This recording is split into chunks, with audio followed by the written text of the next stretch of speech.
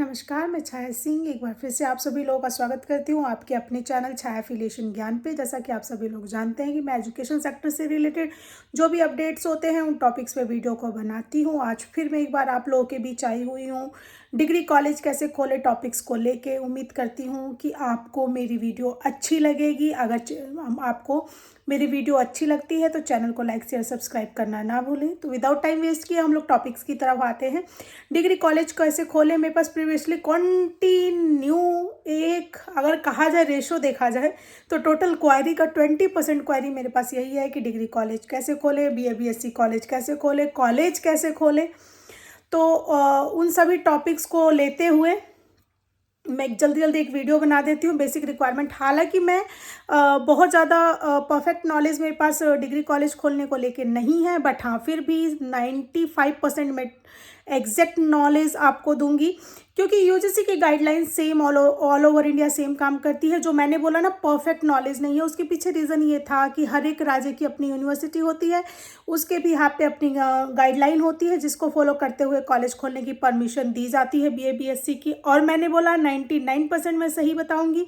Reason ये है कि हर एक यूनिवर्सिटी जो गाइडलाइन फॉलो करती है वो यूजीसी की करती है, और UGC same all over India same regulation को चलाती है। तो मैं आती हूँ ज़मीन की रिक्वायरमेंट पे कि डिग्री कॉलेज खोलने के लिए कितनी ज़मीन की रिक्वायरमेंट है। डिग्री कॉलेज खोलने के लिए कम से कम आपके पास 2.5 एकड़ ज़मीन होनी चाहिए। 2.5 एकड़ का मतलब है 10,000 स्क्वायर मीटर।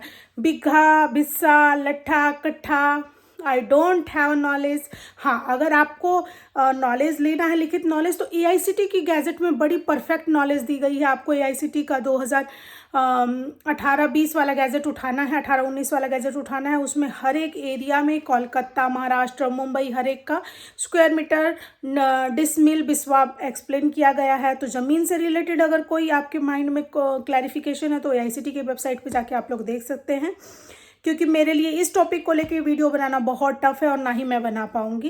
तो 2.5 एकड़ ज़मीन चाहिए आपके पास अगर आप क्वाइड एजुकेशन का कॉलेज खोलना चाहते हैं जिसमें लड़के लड़कियां दोनों को पढ़ते हैं। ऐसे कॉलेज को क्वाइड कहा जाता है, को एजुकेशन कहा जाता है, जहाँ पे दोनों लड़के लड़कियां पढ़ते हैं। अब मैं बात करती हूँ, अगर आप इंडिविजुअल खोलते हैं, अगर आप महिला महाविद्यालय खोलते हैं तो उस कंडीशन में लैंड की रिक्वायरमेंट आधी हो जाती है, मतलब 5,000 स्क्वायर मीटर के अराउंड आपके पास ज़मीन होना चाहिए। आप महिला महाविद्यालय खोल सकते हैं।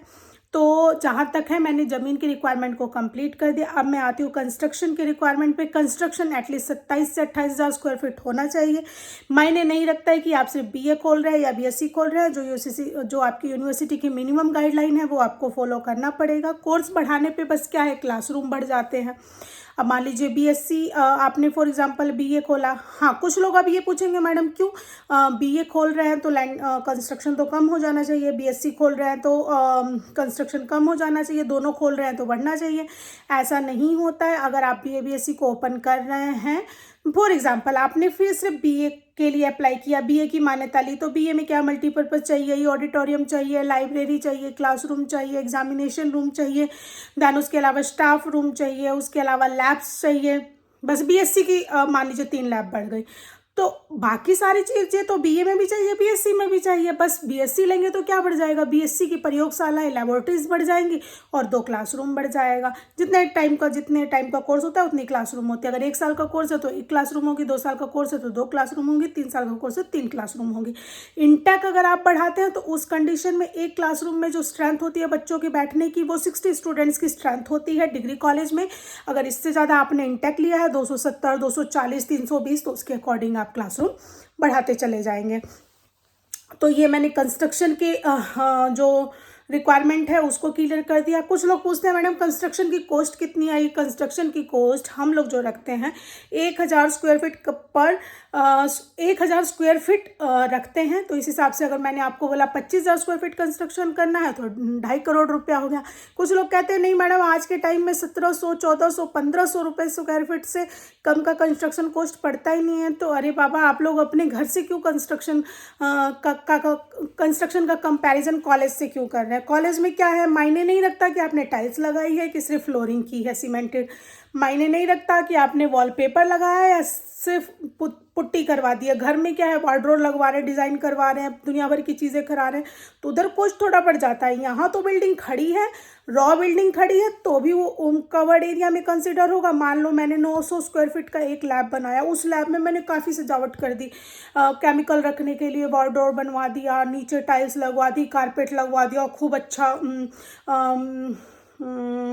मॉडल वगैरह को टांगने के लिए अच्छी फ्रेमिंग करवा दी। तो ऐसा नहीं है कि मेरा इंस्पेक्टर आएगा तो उसको 2 क्लासरूम मान लेगा, वो एक ही क्लासरूम रहेगा। बट जैसे 2 लोग हैं, 2 तरीके की क्लासरूम बनाए, एक ने खूब सजा दिया, एक ने सिंपल बनाया, तो दोनों की एक ही मानी जाएगी। तो हम लोग की लाइन में सजाना मैटर नहीं करता है। तो इसलिए मैंने आपको रॉ खड़ा कंस्ट्रक्शन कॉस्ट बताया कि हमें सिर्फ खड़ा करनी है बिल्डिंग को और उसकी लिपाई पुताई करवा के उसको अच्छा बैठने लायक करा देना है एनबीसी की गाइडलाइन को फॉलो करते हुए। अब ये भी नहीं करना है कि 8 फीट पे आपने लिंटर डलवा दी, वो फ्लॉप हो जाएगा। 11 फीट से नीचे लेंटर नहीं होना चाहिए। एनबीसी की गाइडलाइन को आपको पढ़ना है। हो सका तो मैं इस पर भी डिटेल वीडियो बनाऊंगी। हालांकि मैं बोलती हूँ और बाद में भूल जाती हूँ कि मैंने किस पे बोला था वीडियो बनाने के लिए।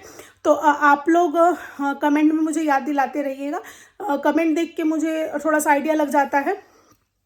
तो आज का जो वीडियो का टॉपिक है वो भी मैंने कमेंट से ही लिया है। उनका नाम मैं फर्स्ट थंबनेल में डालूंगी, उनके स्क्रीनशॉट का कैप्चर मैं थंबनेल में डालूंगी। तो मैंने ज़मीन और बिल्डिंग कवर कर दी। अब मैं आती हूँ खर्चे पे कि मैडम खर्चा कितना आएगा। लोग पूछते हैं, इसलिए जो पूछते हैं मैं उसी टॉपिक पे वीडियो बनाती हूँ। तो खर्चा का ये है भैया कि ज़मीन बिल्डिंग छोड़ के कम से कम 20 से 30 लाख रुपये आपके पास होना चाहिए। 5 से 7 लाख रुपए यूनिवर्सिटी की फिक्स डिपॉजिट हो जाती है। डिपेंड करती है, सेम वही चीज़ डिपेंड करती है, अलग अलग यूनिवर्सिटी, अलग अलग गाइडलाइन, अलग अलग EMD, अलग अलग सिक्योरिटी डिपॉजिट। तो प्रोसेसिंग फीस हो गया, books, journal, furniture, lab material का 10 से 15 लाख रुपए हो गया। कुछ चीज़ें हैं जो भी आपको मेंटेन करनी पड़ती है, स्टाफ मेंटेन करना है, तो 30 लाख रुपए कम से कम आपके पास होना चाहिए।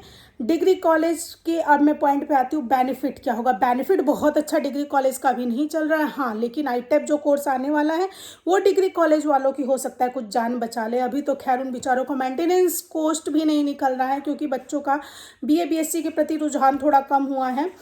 तो ओवरऑल यही है कि BA BSc का इन्वेस्टमेंट ज़्यादा है, रिटर्न उतना अच्छा नहीं है, बट हाँ कॉलेज की बिल्डिंग है तो किसी न किसी काम आती ही रहती है। शुरुआत करने वालों के लिए BA BSc भी बहुत बेहतरीन विकल्प हो सकता है। और BA BSc से बेटर और भी वोकेशनल कोर्सेज हैं, उसमें आप वोकेशनल कोर्सेज ला सकते हैं। उसी बिल्डिंग में स्किल इंडिया का प्रोजेक्ट ला सकते हैं, उसी बिल्डिंग में आप BCom ला सकते हैं, BCA ला सकते हैं, BBA ला सकते हैं। ये कुछ ऐसे कोर्स हैं जो आप एग्जिस्टिंग बिल्डिंग में सिर्फ क्लासरूम बढ़ा के ला सकते हैं।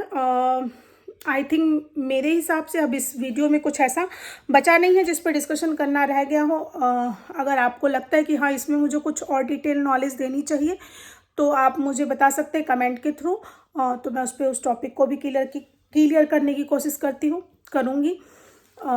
उम्मीद करती हूँ कि आपको मेरा वीडियो अच्छा लगता होगा। और एक और चीज़, चैनल को शेयर करिए। शेयर करने से क्या है, वो प्रमोट होगा मार्केट में, और जब प्रमोट होगा तो व्यूज़ बढ़ेंगे, और व्यूज़ बढ़ेंगे तो मुझे मोटिवेशन मिलेगा। सिंपल सी बात है। तो ठीक है, आज के टॉपिक को यही मैं क्लोज़ कर रही हूँ। अगर आप लोगों को लगता है कि कोई और ऐसी चीज़ है जिस टॉपिक को लेके मुझे वीडियो बनाना चाहिए, तो मैं उसको बनाने की कोशिश करूँगी। नेक्स्ट वीडियो में आप लोगों के लिए मैं बिज़नेस आइडियाज़ पे कुछ वीडियो बनाने की कोशिश करूँगी कि बिज़नेस के लिए कौन कौन से आइडियाज़ हैं, या फिर कौन कौन से आइडियल बिजनेस है जिसकी तरफ मूव ऑन करके आप अपने बिजनेस को ग्रो कर सकते हैं। उम्मीद करती हूँ आपको मेरी वीडियो पसंद आएगी। धन्यवाद, थैंक यू, गुड नाइट, शुभ रात्रि।